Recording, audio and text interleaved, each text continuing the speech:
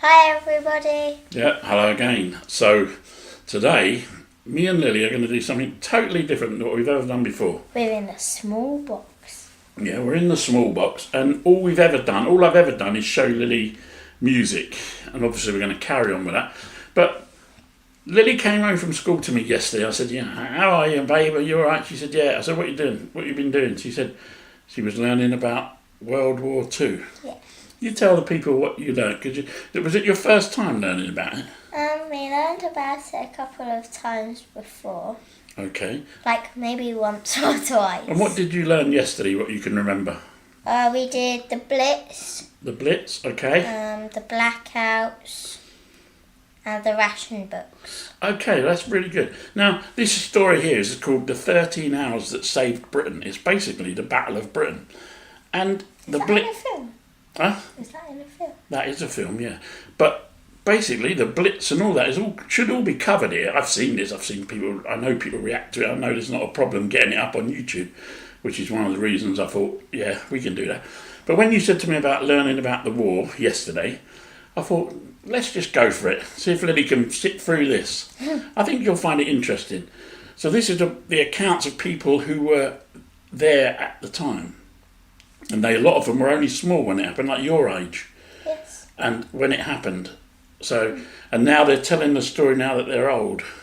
And a lot of them are actual celebrities. A lot of the people who react to this don't realise that.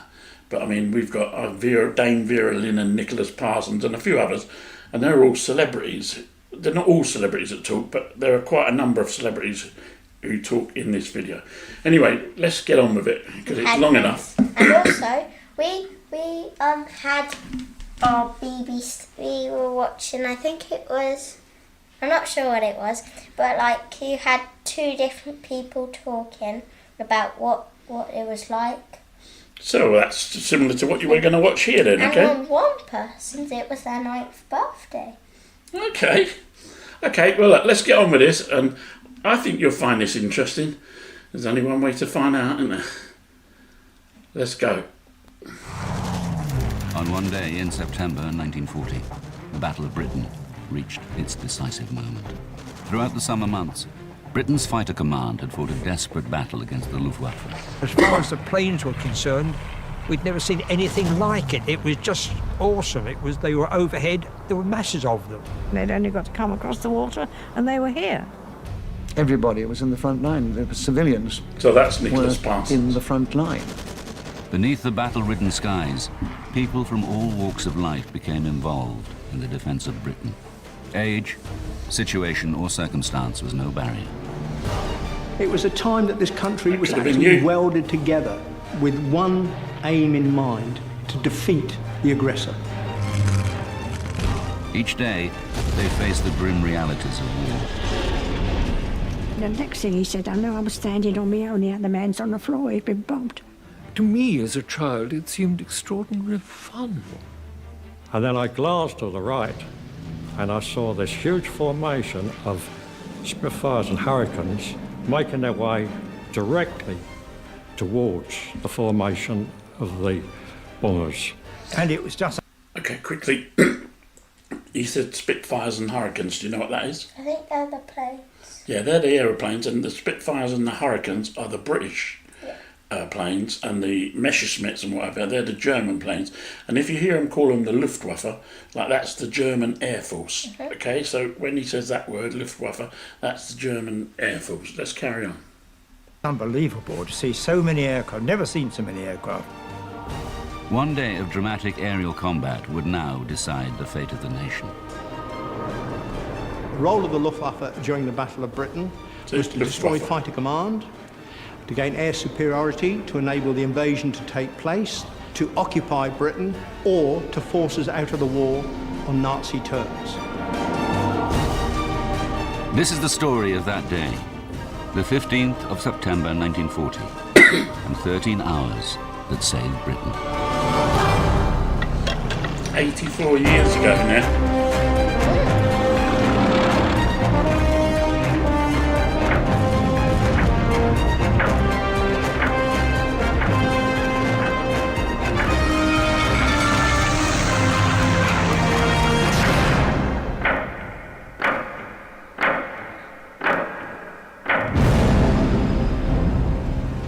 Hitler's Nazi Germany dominates Europe.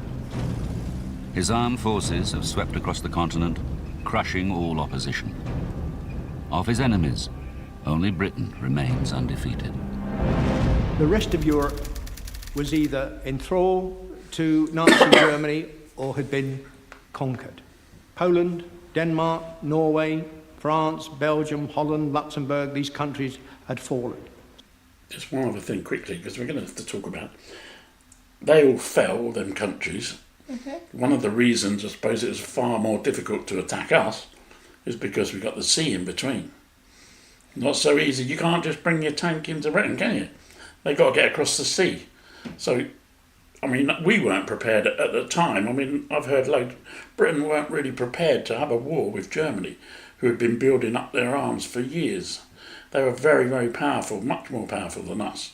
So if we was on mainland Europe, we would have probably been conquered as well. But we had the sea in between, and that made it different. So Germany was at the peak of his powers. Hermann Goering, head of the Luftwaffe, believes that attacks by German Air Force alone can bring Britain to its knees. He has promised the Führer that the Royal Air Force will be swept from the skies. Führer, that's Adolf Hitler. The German Air Force had concentrated on the Royal Air Force, both in the air and on the ground, the fighter airfields.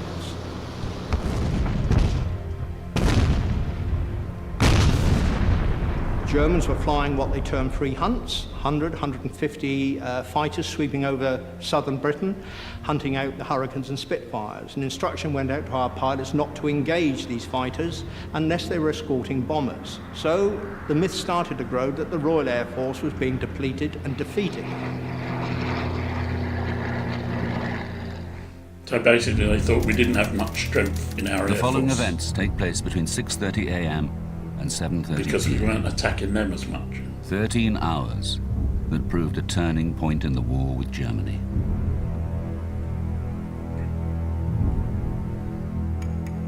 (6:34 a.m.) Sunday dawns for a country that has lived in fear of invasion for more than 3 months. We had the Germans knocking at the door. If the Air Force had been overwhelmed, they would have been in London within a week or so.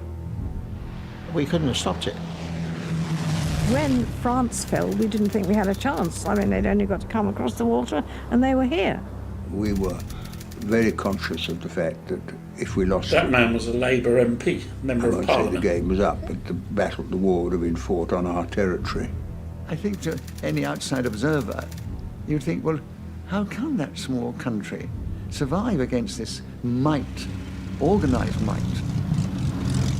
I said to this old soldier, tell me, what are we going to do if the Germans come? He said, if the Germans come, son, you will do what you're told. Our sort of captain, marine captain, was replaced, and he used to finish each parade. Before I dismiss you, remember, boys, take no prisoners, shoot the bastards. And your motto is, kill the Boche! And then he'd go with his revolver, kill, kill, kill. It encapsulates the exact attitude of the British people at that time. Well, exactly. They're trying to come over here. We've got to Britain's air defence network prepares itself for the 13 hours ahead. The air defence of Great Britain was divided up into 4 fighter groups. 10 group covering the southwest, 11 group London and the southeast, 12 group the Midlands, the east coast, and number 13 group defending parts of the northeast, Scotland and Northern Ireland. As the day begins, one squadron from each sector is brought to readiness. The integrated air defence of the United Kingdom is all down to the foresight of Sir Hugh Dowding. When he took over Fighter Command, he reorganised the air defence of the United Kingdom into the group system.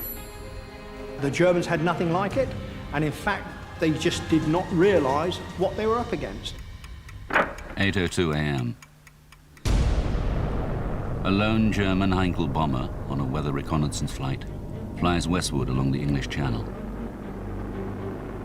Out of range of British fighters, its progress is monitored by an innovation that is the cornerstone of Dowding's air defence system. We had radar, which of course gave us eyes into the continent. So we could see the build-up of aircraft, and we could see the aircraft coming across towards the UK. This would give us time to get the aircraft up off the ground and into position to meet any given threat. Do you know what radar is? Is it like that stuff? It's like... Well, before you say anything wrong, it's like, gives us the capability to see all the German planes in the sky on a screen. It's like electronic, and it picks them up. So we can see. So when they start coming across the channel towards England, we got a little bit of warning. We know, and we can tell how many of them there is and everything before they even get here. So that was a massive help for Britain during this thing, because they didn't have it. They didn't even know we had it. And so as they come across, we were able to tell that how many of them there were. And then you see all these often women working in the room, plotting to show, to tell the people how many of them are coming across. So we had a bit of an advantage, basically. That's what radar did for us. Radar's very common now, but back then it wasn't. This information would go from the radar stations to Headquarters Fighter Command. It was filtered, passed to their operations room, and then passed direct to the group. They would place the plots on the table, and these would be tracked in by radar. CH radar was entirely in the business of defence, in other words, picking up bombers at 90 miles range before they ever started crossing the channel and heading in our direction. They were seen on the screen the moment they got up in the air.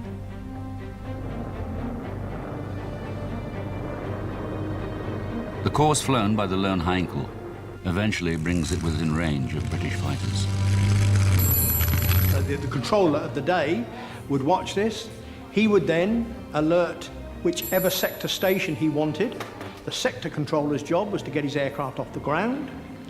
So then people in that German plane... For the people of southeast England, increasingly accustomed to living in the shadow of war, it's a Sunday morning like many others. But it will not be a day of rest for many. For hop picking is round again, and the family is setting out on its pilgrimage to the green fields of Kent. For some children, it is the start of another day of a working holiday in the countryside, far from the dangers of war.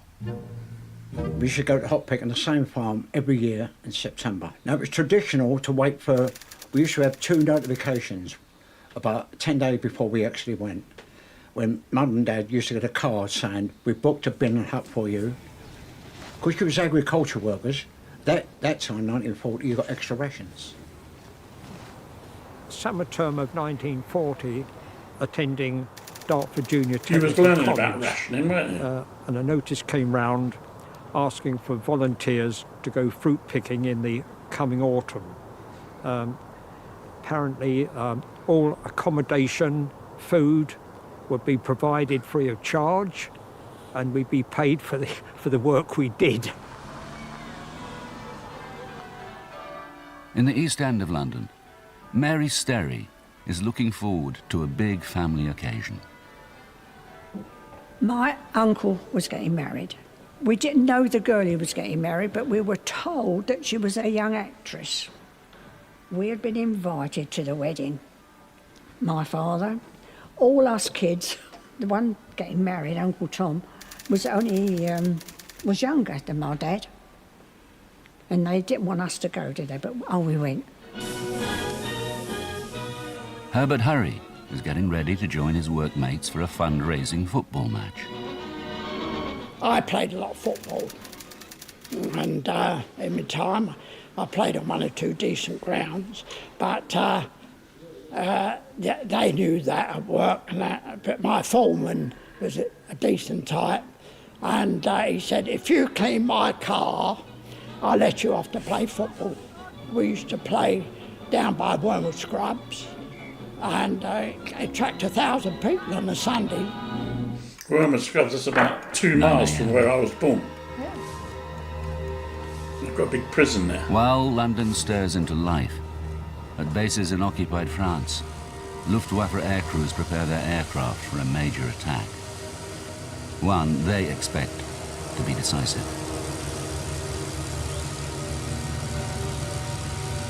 There was a meeting in The Hague in Holland, headed by Hermann Goering. At this meeting, the state of the Royal Air Force, in particular Fighter Command, was discussed. German pilots were going back, claiming maybe they'd shot down 10, 20 Hurricanes and Spitfires, in reality only 5. The Germans believed that the Royal Air Force was now on the verge of defeat, and they mounted 2 major raids. 10:30 a.m. Britain's air defences are on full alert. But now, Air Vice Marshal Keith Park, commander of 11 Group, receives unexpected news. Prime Minister Winston Churchill has chosen today to visit 11 Group's command centre. In full view of the controller here at Uxbridge, he could see the German forces assembling over the continent before they'd crossed the Channel. Have you heard of Winston Churchill? Churchill watches markers appear on the table, indicating a build-up of German bomber squadrons making their way to rendezvous points over the French coast.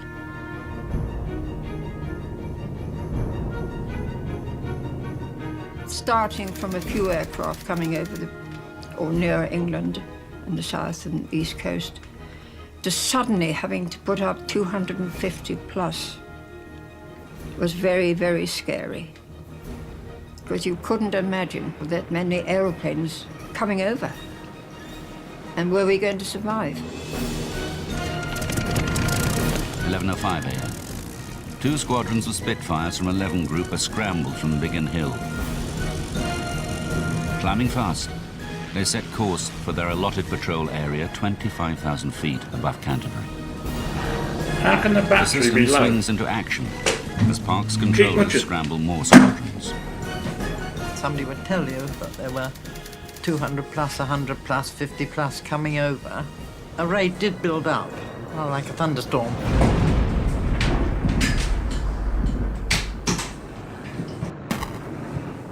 The Luftwaffe formations, comprising more than 200 aircraft, wheel towards England.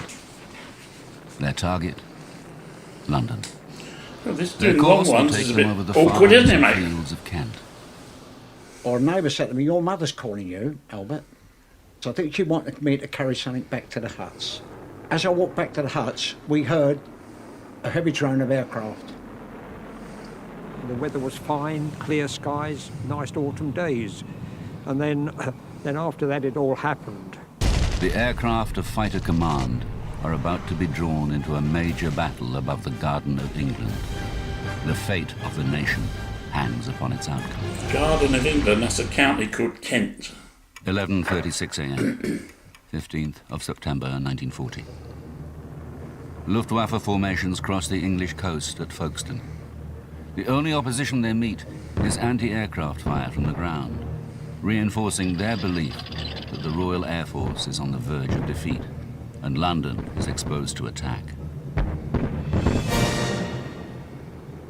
Civilians in Kent have a ringside seat. If there's anything you want to ask tumultuous about, events that you have know, followed. tell me to pause or something, okay? That they weren't dropping bombs. They were just flying steadily, not speeding like they do today, just steadily, masses of them, flying inland.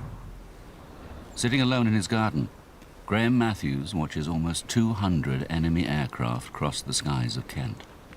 I was in this garden. In fact, I was sitting on the steps right behind me here when I heard the German bombers coming over. And I could see this column of German planes. They were flying into these big puffs of flak put up by the anti-aircraft guns. That's the guns firing from the ground.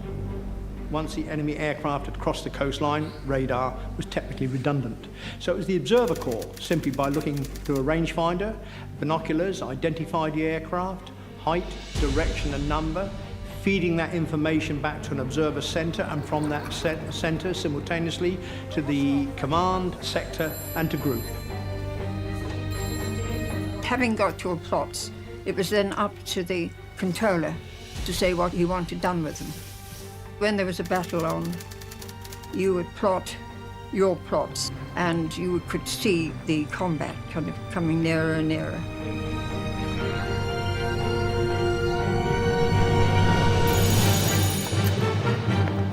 Precise information on the raiders' progress is relayed to RAF fighter squadrons.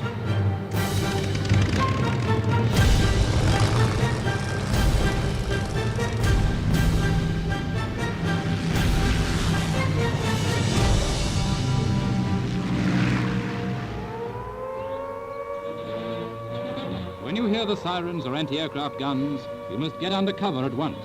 You must not stand staring up Imagine at the hearing sky. that. The siren went, Nowadays. and of course, as a 6-year-old, I thought, this is it, war, war. So I zoomed out to the front door and stood there waiting to see all the soldiers with their guns and firing and shooting and sword fighting and all that. Nothing. Most people went to the underground, or if they had the little Anson sort of shelter, the tin placed in the bottom of the garden. Quick pause. That was Dame Vera Lynn. She was a singer and really well known for entertaining the troops during the war. She would actually go to places where they were stationed, and she sang lots of songs, and they're very famous old songs like We'll Meet Again and There'll Be Bluebirds Over the White Cliffs of Dover and things like that.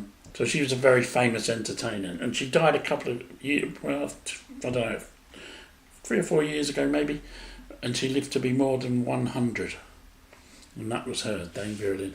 Very, very famous. And also, we learned about the shelters, like the Anderson shelters, I think you used to have in your garden. Okay, yeah, that's it. And the underground was one of the... Yeah, the underground, where basically the tube, London Underground, where the trains run. Yeah. That's deep, deep underground. So you drop bombs on that, you'd be pretty safe, because it's a long way underground, hundreds of feet it's often.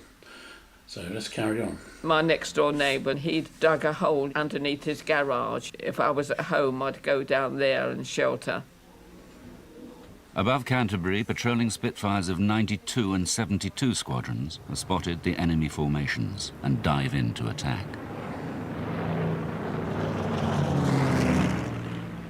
Along with other children, Ray Binks has been sent from London to the safety of rural Kent. But he soon discovered that the front line of the aerial battle now runs through the fields and villages of southern England. We were watching all these air battles going on, and all of a sudden, from across the trees, was this German bomber, came across so low that you felt you needed to duck. And behind it was one of our fighter aircraft, and they were both having a go at each other. And the engagement initially only lasted a couple of seconds. And then you would then break away and then attack them individually again until either you were out of ammunition or for one reason or another you weren't able to attack anything. More British fighter squadrons joined the action. Our boys were coming out of the sky and shooting them up, and they were going up, and there was these vapour trails. You had vapour trails all over the sky. It was just like a lacework pattern. Still do. That's a different subject. So to hear the roar of the engines and the stutter of the guns and screaming of the engines, really. You would see the smoke start pouring out of one, and then it was plummets to the ground. Drawing nearer to London, the beleaguered German formations reached the village of Chislehurst. My father had heard that Chislehurst Caves was a place where people used to go who were bombed out. So he said, let's get into the van and we go to the caves. Not hardly any lighting at all. They gave us the hurricane lamps to find our way in. They gave us mattresses to lay on the floor, blankets, and we were one of the early ones then because that was just at the start of it. And there was very few people here. There was no sound of aircraft or bombs or guns. But Ron has no intention of missing the excitement taking place overhead. He leaves the shelter of the caves. I was more interested in watching what was going on. and I saw this huge formation of Spitfires and Hurricanes, more than I'd seen before. I should say roughly again about 50 or 60 of them, making their way directly towards the formation of the bombers. 12:07 a.m. Hard pressed and stripped of most of their fighter escort, the German bomber formations arrive over London.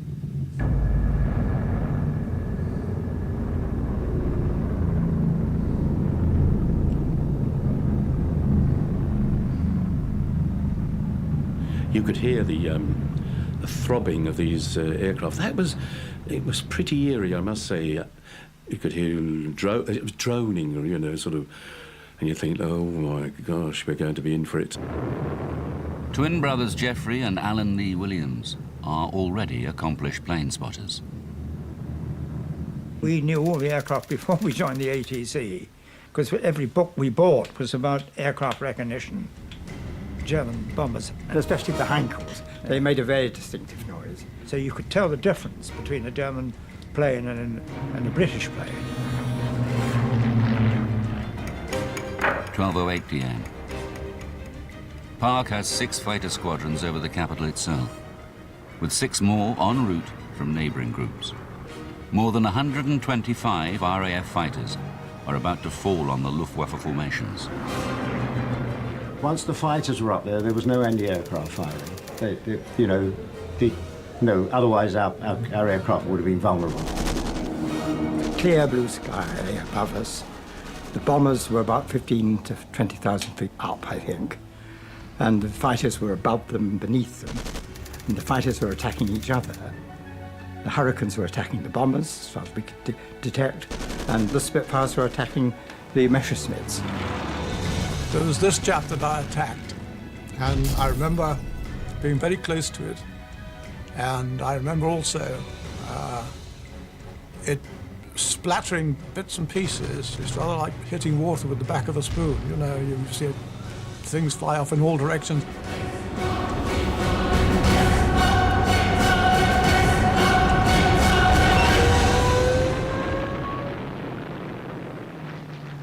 High over London, 5 squadrons from 12 Group now into the fray.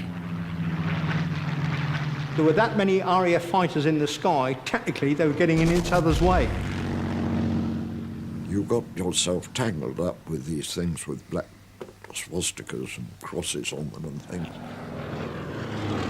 Occasionally, you would find you were mixed up in a dogfight and a Spitfire would whiz past and you'd think, there's somebody else here as well, a friend. But otherwise you didn't see them. You lost contact with all your own aircraft after all. 1 minute the sky was a tangled mass of whirling aircraft and you fastened onto one and went off in one direction. And by the time you'd finished with that, you looked round, there was nobody to be seen anywhere. Looking up, I couldn't tell which was which. I mean, to me, they looked like giant moths playing You're It. But I couldn't tell which was ours and which was theirs. For the German airman, as he crossed over, believing that the Royal Air Force was defeated, to be confronted by another 50 to 60 Hurricanes and Spitfires, you can imagine how their morale felt. A lot of the bombers, once they got to London, they quickly turned round, and as they flew back, they got rid of the bombs. I don't remember hearing a noise at all. I think the bomb was so close that we didn't hear the noise, but we felt the blast. And we were picked up and thrown into the wool shop. And, of course, the blast had reached the window and blown it in before it blew us through a fraction of a second between the two events, thank God, because if we'd actually gone through the glass, I think it might well have killed us. And then, as I was about to deliver another attack on the same airplanes, the crew began to bail out. And I was immediately behind it. And I remember seeing things I didn't really recognize to start with until they flew past the top of my cockpit and I realized they were arms and legs. The German aircraft was shot down just over our area, and the pilot parachuted into the grounds of the old Bedlam lunatic asylum, which is now the Imperial War Museum. He was immediately surrounded by as many people as you can name, all very, very angry, of course. 12:11 p.m. The German formations turn away from London and head back towards the English Channel, harried all the way by Spitfires and Hurricanes.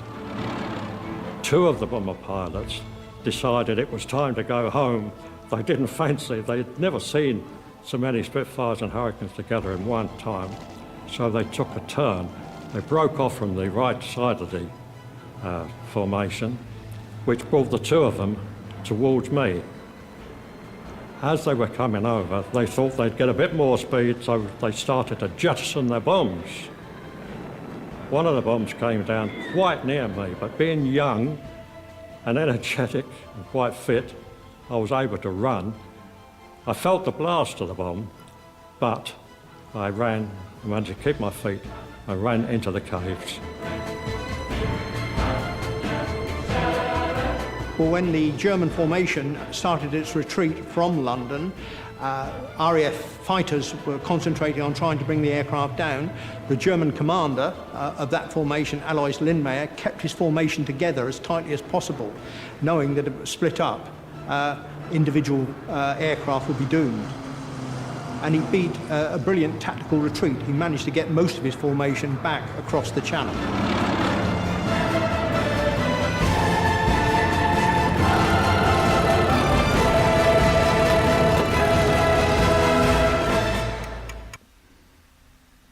Can you imagine living through that? You sat here and people dropping bombs on you? That would just... That would be very scary, wouldn't it? Yeah. And when in the video, it was like tons of bombs being dropped by them. It was like 1, 2, 3, 4, 5. Yeah, that's it. Lots and lots and lots of bombs. Mm-hmm. So let's carry on, because it's the longest thing we've ever done, isn't it, mate? 12:55 p.m. All clear sounds over London and the southeast. When we came out, we saw that our house and business, which was a fruiterer's and greengrocer's belonging to my father, was completely ruined. Everything was smashed to smithereens and nothing left at all. I had a friend at school and we decided that we'd meet up at the weekend and I would cycle over to his house. But when I got to the cottage, there was just a heap of rubble. There was the house gone. I leapt up and opened my window, and sure enough, there in the gutter was a big plump chicken. I shouted to my little tiny brother at the time, "We're going to have chicken tonight, Dave." It turned out that what our dead chicken was there was a very plump lady who was in the houses down the road, and it was that much of her arm that had got blown and onto our roof. That was suddenly a little boy growing up very quickly and thinking war is not much fun. They asked me to carry mugs of tea to the firemen who were still fighting the flames, the ambulance people who were still dealing with people who were trapped in some of the burnt buildings. We stayed there, I think, till most of the day, until the fires had all calmed down. But it was an experience that's impinged on my mind to such an extent, it'll never go away. 1 p.m. In the operations room of 11 Group, the plotting map is cleared of enemy markers. The Luftwaffe attack has been heavily disrupted.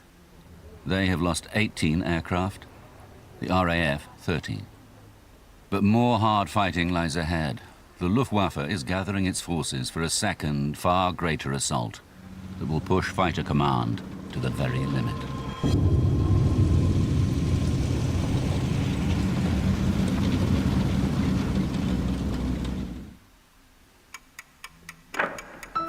(1:05 p.m., 15th of September 1940. German bombing raids have shattered the peace of Sunday morning. The people of London and southeast England begin dealing with the aftermath of the raid. Some discover more than just debris and destruction. We were in our shelter and we crept out, and in the first apple tree down the garden there was a parachute opened. No sign of an airman, just the parachute.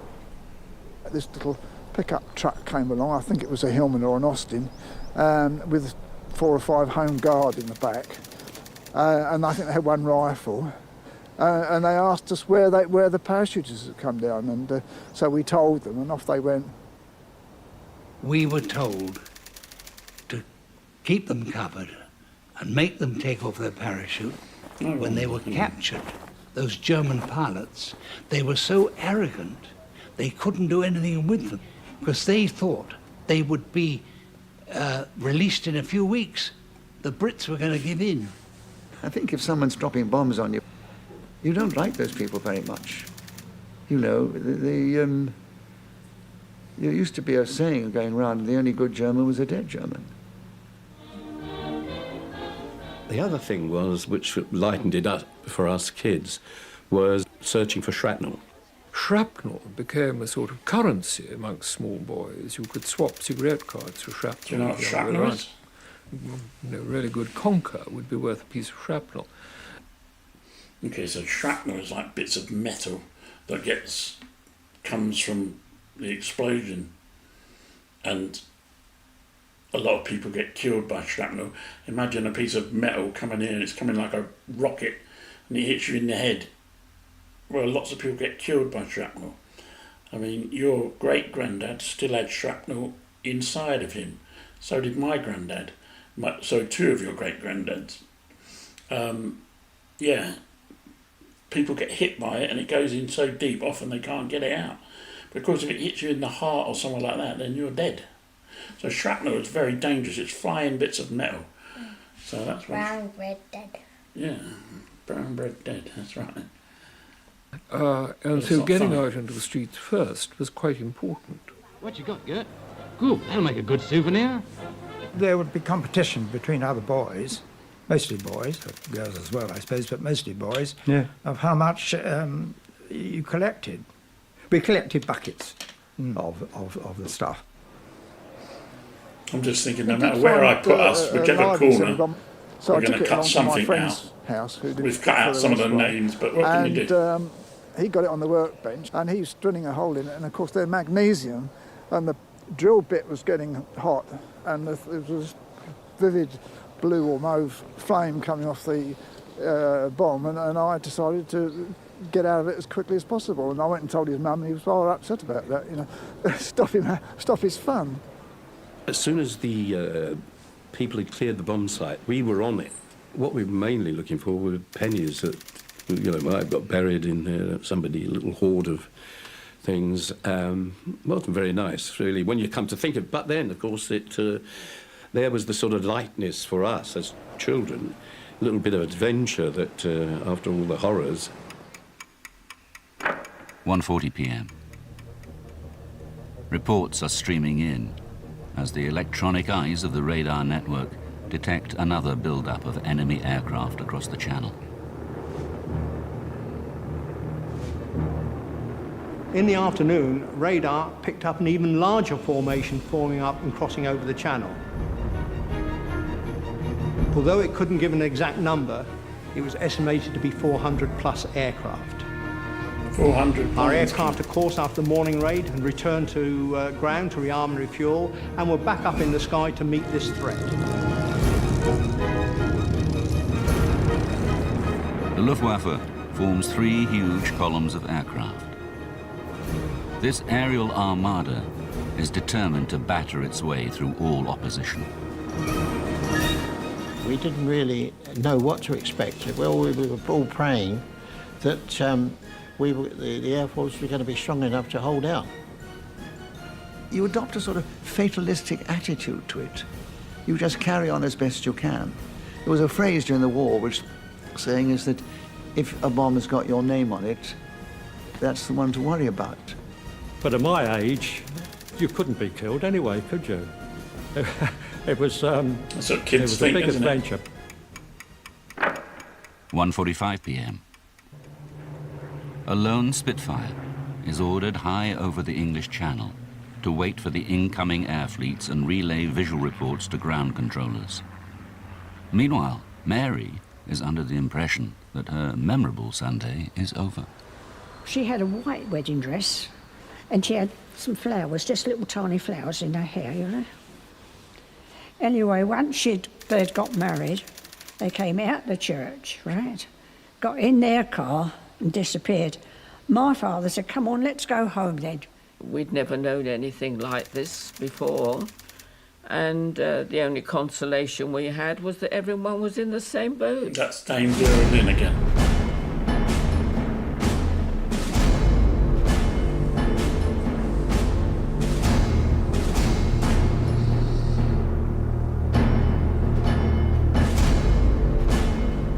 "26,000 feet above the English coast, the lone, forward patrolling Spitfire spots the incoming German formations. 5 minutes later, more than 450 enemy aircraft begin to cross the English coast.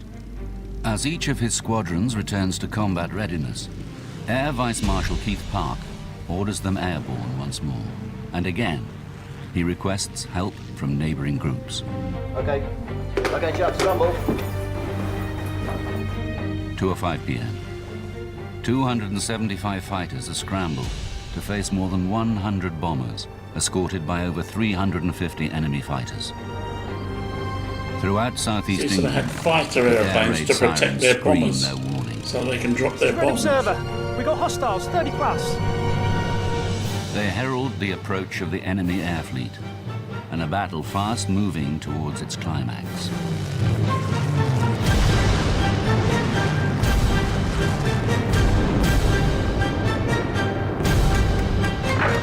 2:14 p.m.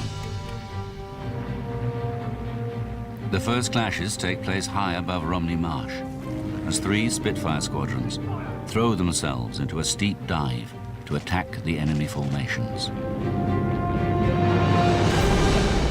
I saw all these hundreds of Germans coming in, and we went in as a squadron to attack the bombers. So I went in at this height. They were in close formation, and the gunner never fired back at me, and I always thought that somebody had been at him first. But anyway, I got an engine blazing. So the Spitfires had come down to see to them, and the 109s would come down to attack the Spitfires. So by the time we got off the end of squirting at a whole line of bombers, all hell was let loose. Speed and surprise drives them through the escorting fighters and onto the bombers. Had a quick poke at a bomber, then been bounced by the 109 escort yourself, so you would have to concentrate on saving yourself from the 109s. German fighters are hampered by orders to stick close to the bomber formations and struggle to beat off the initial attacks. I was cycling along when I saw this aircraft coming toward me, very, very low, rooftop height.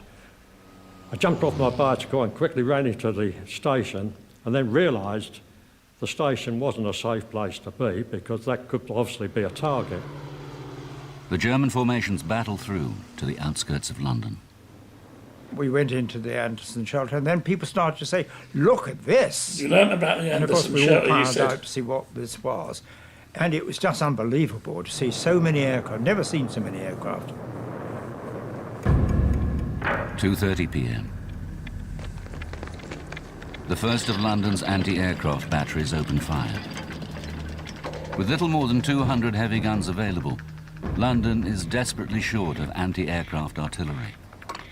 But the barrage unsettles the approaching bombers and acts as a beacon for British fighters. The first thing we'd see is the cloud of anti-aircraft fire. We seldom saw aircraft in the air, because you could pass 500 aeroplanes flying in the opposite direction 2 miles away and not see a thing. All we used to see were the anti-aircraft shells bursting and we would fly towards them, and then in the middle of those, of course, would be the bombers. In fact, we used to say that the only useful thing that the anti-aircraft did was to provide the puffs in the air, which enabled us So to they've got to try and attack the bombers before they can drop their bombs. Came in, all his clothes had yeah, little yeah. holes in it, and it was shrapnel from the big guns from the parks, you know, and all the shrapnel had gone through him, burnt holes all over his suit. Stretching out over town and countryside, 60 miles back to the English coastline, the sky is dotted with twisting, turning aircraft and streaks of vapor and smoke. What you can remember is them coming down in smoke and screaming and that sort of thing, spiraling down with a column of smoke and hit them when they hit the ground. 2:33 p.m. The command system is becoming overloaded, with reports of squadrons engaging and dogfights underway. The situation boards and the plotters' activity tell a story of total commitment. One would have the impression that during a battle, the operations room would be calm, controlled and orderly. According to one of the ladies that worked here, when aircraft were up, it was chaotic and extremely noisy. Churchill observes the crowded plotting table, sensing that the action is approaching a climax. He looks for signs of squadrons being held in reserve. He asked Park, how many reserves do we have left? The answer was none. Everything was committed for the afternoon raid. So had every plane available up Later fighting. described as a man who could have lost the war in an afternoon, has sent every available squadron into action. The decisive hour has arrived.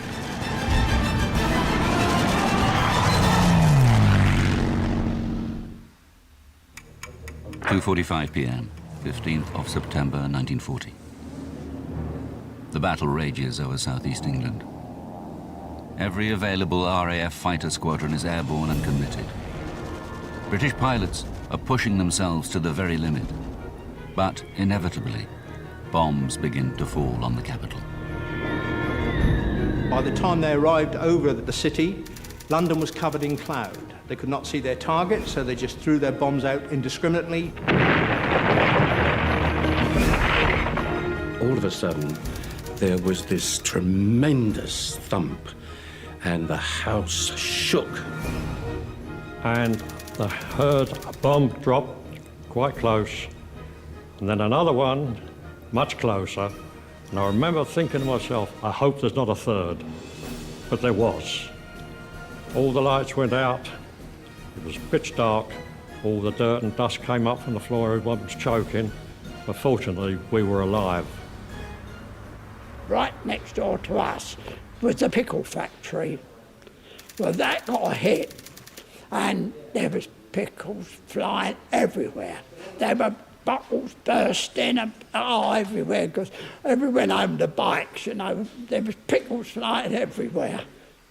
Bombs dropped, and they dropped with a hell of a bang, and windows got blown in, and roofs got blown off, and very strange things happened to houses. You'd get them sliced right through, and there'd be a gap, and you'd see all the wallpaper of all the rooms of that house that was still standing. But these were the ghosts of the house that had gone. I remember coming out of the church and realising that we was being bombed. Or my dad said, undercover, undercover. There were so many bombs falling then, and they were falling down, believe me. Because the bombs was falling down, we was running here, there and everywhere, trying to get out of the way. We went into the shelter, except my brother wanted to go home with his wife and the baby. The bomb came down at the front of the shelter and pushed him down on top of his wife and the baby, so they were saved, but he was gone. And that was the last time I see him. During the war, people got killed, but you never looked at it from that point of view. I suppose the fighter pilots were the same, really. They just glad till they shot someone down. It was either them or us.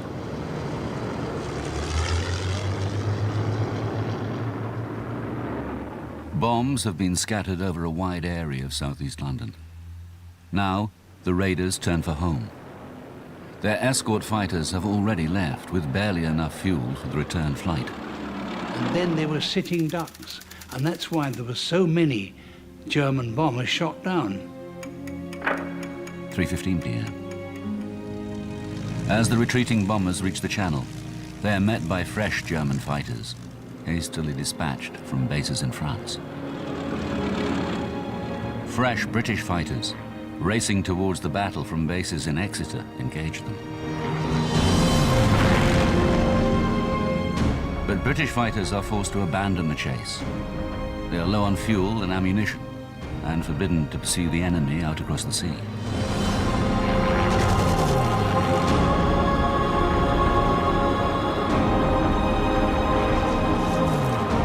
With ominous clouds piling in the skies, the threat of further aerial action recedes, much to the relief of all who have fought and lived through this day.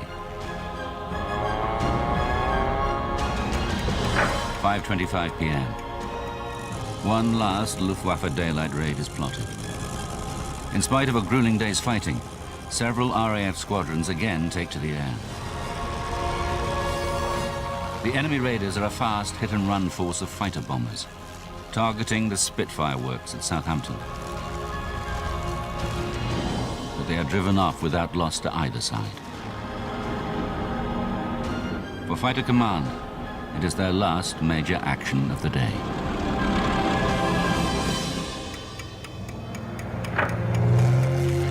Today was the most costly for the German Air Force for nearly a month. In daylight raids, between 350 and 400 enemy aircraft were launched in 2 attacks against London and southeast England. About half of them were shot down. In the heat of battle, RAF pilots believe they've shot down many more aircraft than they have. Actual German losses are more down to earth. The Luftwaffe has lost 79 aircraft and more than 130 aircrew, compared to RAF losses of 29 aircraft with 12 pilots killed. Nonetheless, it represents a stunning victory. It was a defining point in the war. 2 days later, Hitler postponed Operation Sea Lion. He realized that the Luftwaffe had not defeated the Royal Air Force, therefore the invasion could not go ahead. And you felt so proud of these wonderful young men who was defending us. Yes, I mean, they were, in that sense, heroes to us. These were people who were giving their lives and protecting us. And if I could have, learned how to fly an airplane, I'd have been up there. I wouldn't, of course. My mother wouldn't let me.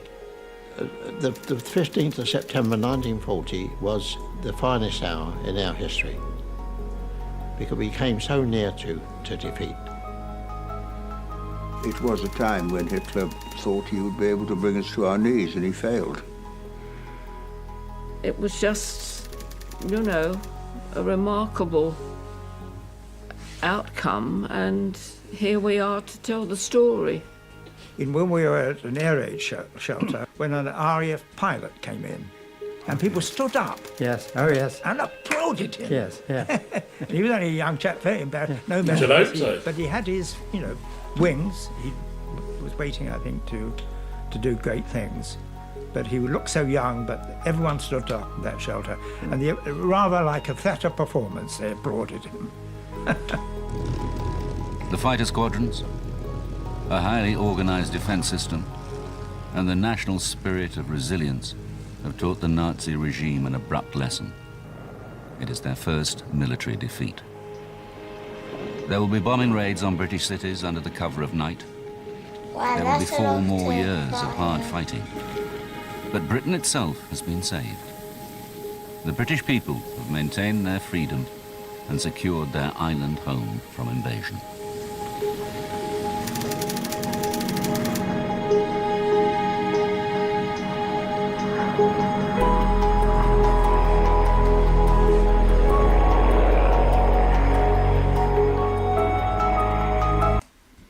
Okay, so let's take these off. So that was the Battle of Britain. Mm-hmm. And if we'd have lost that one, they could have invaded, because without an air force it's very difficult. Sit up a bit. The needles. All right. It's very difficult to protect yourself, isn't it? If all their boats come across the channel with thousands of troops.